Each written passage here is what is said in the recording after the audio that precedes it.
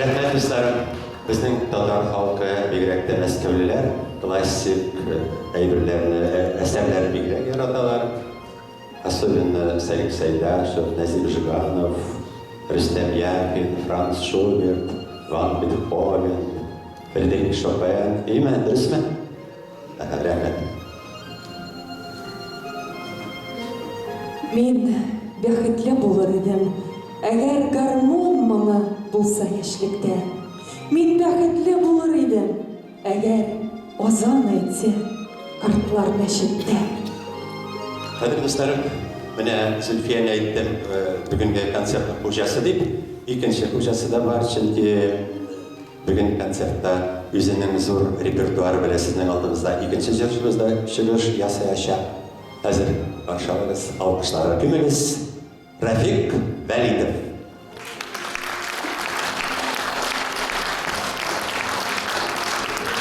Rayet Partisi'nin alıp bara Halkara konkursları laureatı Cemile Sagirova.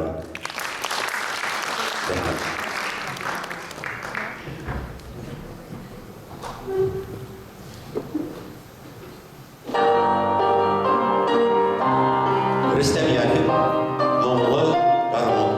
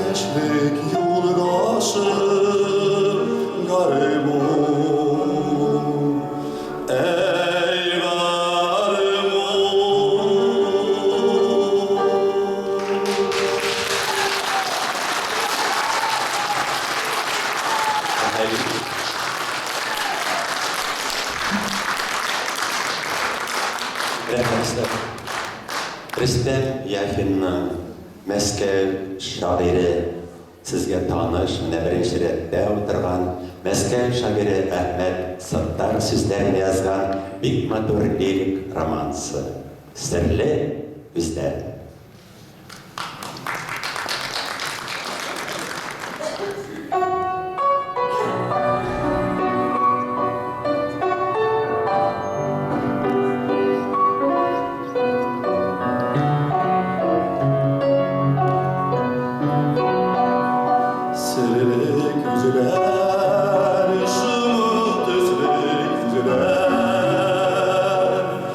Sulat